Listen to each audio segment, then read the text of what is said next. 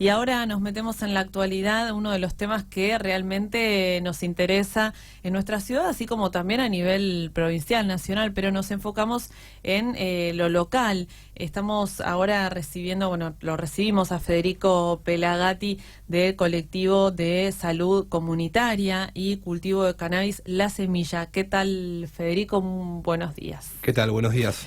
¿Cómo te va? Bien, bien, por suerte. Bueno, hemos charlado un poquito antes de estar ahora, empezar el bloque, y nos has contado, bueno, qué vienen haciendo, pero bueno, qué los trae por acá, digamos, y bueno, cómo vienen trabajando, ¿no? A nivel comunal. ¿Qué nos trae por acá?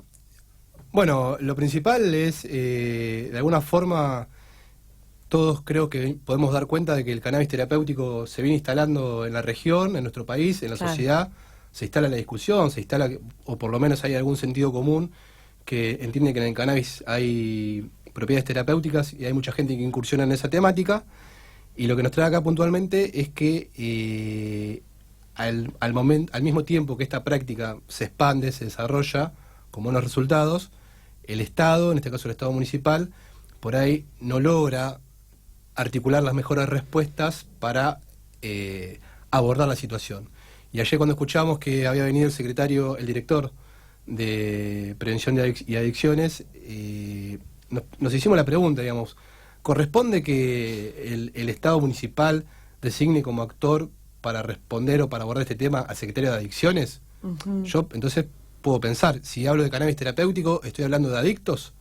Si hablo de madres usuarias para sus hijos, de adultos mayores para sus dolores, ¿estoy hablando de adictos? Porque esto es un paradigma, abordar el cannabis terapéutico como si fuera o un delito o una adicción. Esto es una forma de pensar el problema o pensar la cuestión, y en lo cual dijimos, no, si hablamos de cannabis terapéutico, no hablamos ni de delito, en todo caso hablamos de un vacío legal, y tampoco hablamos ni de adicciones, ni de una potencial adicción que haya que prevenir, o una tarea de promoción para evitar adicciones. El cannabis terapéutico tiene nada que ver con lo que en la lógica del combate a las drogas se conoce, y mucho menos, no tenemos absolutamente nada que ver con ninguna lógica de narcotráfico, ni ninguna figura legal que sea delito. Bien. Eso Pero así que les hizo ruido un poco la forma de encararlo del municipio, ¿no? Con quien ustedes vienen manteniendo reuniones. Me nombraste una concejala hace un momento. Sí. Digo, eso es lo que básicamente los está inquietando, el cómo se encara el tema, porque a partir de cómo se encara, los resultados que se van teniendo. Digo, si hay una forma errónea de mirar, bueno, esto va a tardar un poco más quizá. Claro, hay el contexto en el que se dan estas declaraciones, lo podríamos describir rápidamente, que hace 2 años se aprobó la ley de cannabis medicinal, la 27350. A partir de ahí, un año después se reglamentó. Distintas provincias, más de la mitad, fueron adhiriendo en su forma a la ley. Sí. Y distintos municipios en distintas provincias también fueron adhiriendo a la ley 27350. Y puntualmente, por iniciativa del Bloque de Unidad Ciudadana, del equipo de Gastón Castañeto y Ana Ran, se promulgó que el municipio de La Plata adhiriera a la ley 27350, lo cual fue votado por unanimidad. Bien. Lo cual es un buen dato. Y el otro dato es que parte de esa ordenanza contemplaba la creación de un registro, tanto de usuarios como de cultivadores. Y esa moción fue como dividida en partes, y ahora lo que estamos discutiendo, que fue que la Comisión de Salud, conducida por la concejal del oficialismo Raquel Krakover, nos invitó a participar, invitó en 2 momentos distintos a científicos y a usuarios y cultivadores. Este pequeño raconto, que es muy rápido y muy sintético, sí, nos permite afirmar que el uso de cannabis terapéutico en Argentina está instalado. Es un hecho que existe. El pequeño problema es que el Estado, o los distintos estados, no saben cuántos usuarios hay, no saben. Al momento de asesorarse, buscan un poco las voces hegemónicas, que es, en un sentido común, si hablamos de salud, ¿quién es el más especializado para hablar de estos temas? El médico. Claro. Pero puntualmente o paradójicamente, la práctica terapéutica con aceite de cannabis tiene un componente muy particular, que es la autogestión. que es, al encontrarte con médicos, a todos, a mí me pasó con mi mamá que murió de cáncer, le pasa a mis compañeras que la psiquiatra del nene o la neuróloga del nene, por epilepsia refractaria o lo que fuese, no es que entran en duda con respecto a la terapéutica canábica. Lo primero que sucede es que no conocen, no saben, y lo segundo que sucede es que niegan el uso. Incluso en algunos casos puntuales, como una lógica extorsiva, de si vos seguís con cannabis, yo no te atiendo más. No, está bien. Esta realidad existe. No me sorprende. O sea, no estoy en contacto por nada en especial, pero sí, ¿sabes lo que pasa? Que por ahí sale del enfoque de la mirada de la cual han sido formados. Digo, hasta que no haya un congreso avalado por papá para que ellos autoricen. O sea, ellos siguen como una reglita así, de decir, bueno, pero por una cuestión de que creo que pasa el encare del médico pasa con el cannabis y pasa por ahí entre otras tantas situaciones. Digo, hoy la medicina natural, Fede, también trasciende el cannabis y hay un montón, qué sé yo, mi viejo, ponele ahora, está reemplazando, no me acuerdo qué medicamento me contó para el colesterol y va a la farmacia, una que es muy famosa acá en el centro, que hace preparaciones naturales. O sea, está aflorando otra forma de encarar la medicina. Yo creo que ahí la medicina tradicional tiene que replantear, saber qué hace. Mirá, Me parece, pues no es cuestión claro. de, ay, mira, no te atiendo, porque genera una angustia también al paciente, decir, no me atiende más, bueno, te salí a buscar otro profesional. Digo, es un momento también de mierda, o sea, para la mamá, para el paciente que va a consultar. Hay dos cuestiones ahí, dos palabras claves. Una es la del paciente. Entonces, el modelo tradicional de la medicina tiene como centralidad ubicar a alguien en un lugar de pasividad. Entonces es normal, a nosotros nos parece, como sociedad, nos parece normal que venga el médico, te mande una radiografía y te dice, esto es un tumor, vamos a mandar a hacer una biopsia, te someten a una biopsia, te da que tenés un tumor, que tenés cáncer y te mandan al oncólogo. Y el oncólogo muy probablemente te mande a hacer una quimioterapia. Y podríamos decir que de 100 casos, no sé si los 100, pero casi los 100, aceptan pasivamente la quimioterapia. Esto no es un alegato contra la medicina tradicional, pero sí es para graficar cómo la medicina tradicional solo puede contar con un actor pasivo enfrente suyo. ¿Y qué pasa cuando ese actor pasivo, después de venir fracasando de tratamiento tras tratamiento, de medicina tras medicina, remedio tras remedio, que le viene fracasando, en términos clínicos le viene fracasando? Pero el organismo, imagínate qué le pasaría si vos tenés un hijito de 4 o 5 años que pesa entre 15 y 20 kilos, darle 9 pastillas por día. ¿Qué le pasa a su páncreas? ¿Qué le pasa a su estómago? ¿Qué le pasa a su hígado? ¿Qué le pasa a su sangre? ¿Cuánto se intoxica? Y sobre todo los resultados, ¿no? Porque los prospectos dicen que en tales dosis eso te puede matar. Ok, en tales dosis te puede matar. ¿Y el uso prolongado qué puede pasar? Entonces, mucha gente, sobre todo los que incursionan en la terapéutica canábica, esas preguntas se las hacen. Lo cual es una pregunta. No están tan pasivos. No dejan de ser tan pasivos, exactamente, porque el sistema en general no funciona a base de interrogantes. Nosotros no todos los días nos levantamos haciéndonos preguntas de qué vamos a hacer en el día.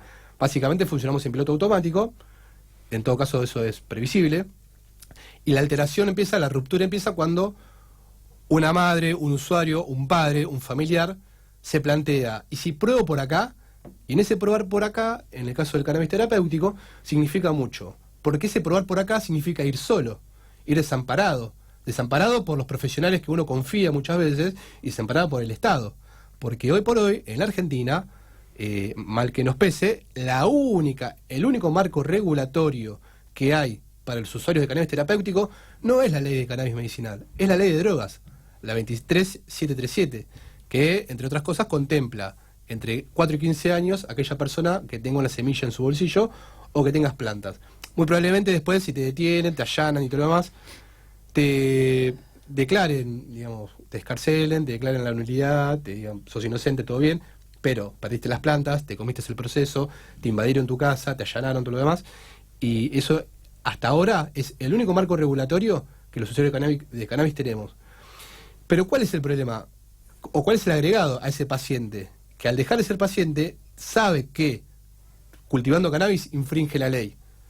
Entonces, es una ruptura subjetiva muy importante. Una persona que decide traspasar la ley, incursionar en calidad de vida, y ¿sabes qué? Es lo más importante tener en cuenta, es que obtiene buenos resultados. No quiero hacer apología ni fetichizar al cannabis como una bendición, pero de los 500, 600 casos que yo personalmente conozco en la ciudad de La Plata, por estos 3 años que venimos desarrollando con nuestra ONG y con otras organizaciones, no somos los únicos, hay otras organizaciones acá en La Plata, todos los casos vienen siendo de resultados positivos. Lo que más triste nos hemos encontrado, personas que no han hecho ningún efecto. Está demostrado el nivel de toxicidad de la marihuana o del cannabis, que es muy bajo, casi nulo. La Facultad de Exactas, por ejemplo, brinda capacitaciones. Nosotros articulamos con la Facultad de Ciencias Exactas, articulamos con la universidad en esto de instalar el tema y ver qué pasa, y también nos informamos y sabemos lo que significa cuando hablamos de trazabilidad, sabemos de qué estamos hablando, sabemos de qué hablamos cuando hablamos de medicamento, y también debería ser fuente de conocimiento para los funcionarios que la discusión no es si el cannabis es sí medicamento o no es medicamento. Claro. No es medicamento, es como... Hay un doctor en ciencias exactas, Luis Bruno Blanch, investigador en este asunto, bastante riguroso, digamos, en lo que es la farmacopea, que lo comparaba con el vino. Usted, con la misma semilla, en la misma tierra, en 2 temporadas distintas, con la misma genética, obtiene 2 vinos distintos. ¿Esto qué tiene que ver? Bueno, con las propiedades botánicas de la planta. Que si usted al cannabis lo corta, lo cosecha en tal momento de desarrollo, el perfil de cannabinoides, que son las sustancias que actúan en nuestro organismo de manera natural. Nosotros tenemos un sistema endocannabinoide, como un sistema inmunológico, que son células que están en distintos órganos del cuerpo, que reciben naturalmente, receptores que reciben naturalmente al cannabis. Por eso la función terapéutica. Pero el problema es, en clave de medicamento, que no podemos tener esta misma planta dentro de 4 años, este mismo perfil dentro de 4 años. Como por ejemplo si puede pasar, como ayer decía el director del municipio, con los ratones. Claro, cuerpos clonados, tenés 100 ratones, que es el mismo organismo, entonces probás haces diferentes experimentos. Acá sería al revés, tenés 100 personas distintas, lo que no puedes es estabilizar la misma genética. Entonces, la discusión para nosotros no es si medicamento sí, medicamento no. Y tampoco, y esto es lo central que debería tomar nota el municipio y los estados en general, es que la experiencia está existiendo ya. No es que los usuarios estamos esperando que algún científico se expida por si está bien o está mal, o que alguna farmacéutica diga lo logré, no lo logré. No, esto está sucediendo. Hoy nuestro principal problema es que estamos enmarcados en la ley penal, en la ley de drogas, y estamos desamparados por el Estado en varias cuestiones. La primera es que nuestra experiencia no es tenida como una experiencia válida. No sé, creo que te resulta conocido el discurso de la evidencia científica. La evidencia científica parece ser como un tótem para muchos, como un fetiche que es fuente de verdad. Y esto que decíamos hoy, una persona que es paciente probablemente crea que el discurso de la ciencia es un discurso de verdad unívoca, irrefutable. Pero acá que incursiona y tiene una evidencia social en cuerpo presente, muy probablemente la evidencia científica no le mueva el amperímetro, porque lo probó, porque lo transitó, porque hizo la experiencia, le puso el cuerpo a la experiencia física y subjetivamente, lo cual te transforma una persona paciente en una persona que quiere o necesita discutir política de Estado, necesita discutir política pública. Y ahí aparece la incapacidad del Estado en reconocer una práctica que existe, pero el problema que es que ¿cómo se encuadra esto? El cannabis terapéutico es un problema de salud, es un problema de drogas, es un problema de seguridad, es un problema de ¿qué? Esas preguntas nosotros no las hacemos porque efectivamente accedemos al aceite no comprándolo, accedemos cultivándolo. Nosotros desalentamos, como la mayoría de las organizaciones de acá en La Plata, desalentamos la compra. No recomendamos comprar, no recomendamos ningún tipo de transacción económica en esto, porque el tema es tan delicado que la única forma, y hay auge y hay especulación, porque está en boga el tema, Y si ustedes ponen en el Mercado Libre aceite de cannabis, le van a aparecer 1000 ofertas de distintos precios, pero no sabemos qué estamos comprando. Distinto es si vas a la farmacia y compras una tableta de ibuprofeno o una no sé qué cosa. Ahora, el tema del registro, ¿cómo sigue, Federico? O sea, ¿se está avanzando en eso o el registro está a medias? Lo que se está avanzando, entendemos que se está avanzando. Se está avanzando porque a mí me da la sensación de que hace 2 años atrás los argumentos de los médicos eran algo, y de la ciencia en general, de las ciencias duras, era como más sólido, más abroquelado. Hoy tienen un discurso un poco más atravesado o mediado por el interrogante, lo cual no es menor.